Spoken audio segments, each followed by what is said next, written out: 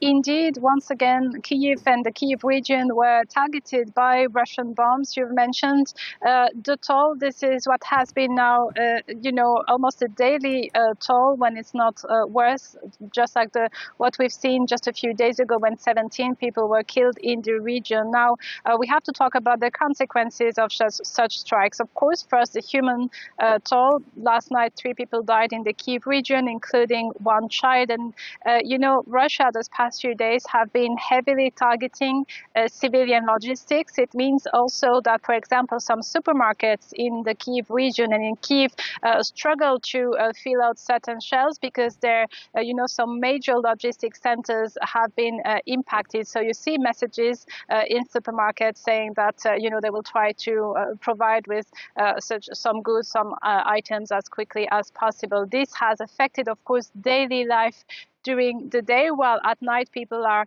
just simply struggling to survive such strikes, because indeed Ukrainian air defense right now struggles to stop Russian missiles. It does have a very good record at stopping Russian drones, over 90% of interception rate, but we're seeing that the situation hasn't improved when it comes to stopping Russian missiles. Other regions of Ukraine were affected overnight. Dnipropetrovsk region was bombed a number of times, also civilian infrastructure, and Ukronafta, the gas and oil company, the oil company of Ukraine, has also reported that 7 of its facilities in the eastern part of the country had been targeted by Russia yesterday. Now, Emmanuelle, President Volodymyr Zelensky is in Serbia, and this is ostensibly a Russian ally. So is he there to try and change that?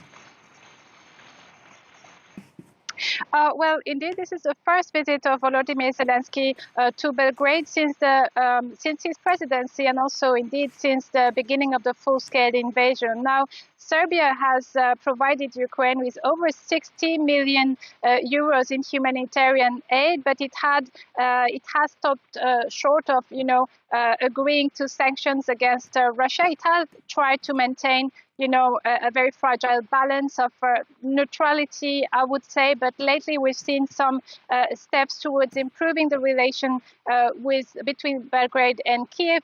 Alexander Vucic was in Kyiv just the last month in July with other representatives of the European Union's southern countries. He had said back then that he was not entirely satisfied with what Serbia had provided to Ukraine so far. Serbia doesn't deliver directly weapons to Ukraine, but for example, when it comes to ammunition through third parties, it can provide defense equipment to Ukraine. So Volodymyr Zelensky has said that he was open to fruitful talks, genuine talks with Serbia in that visit, a first for his presidency.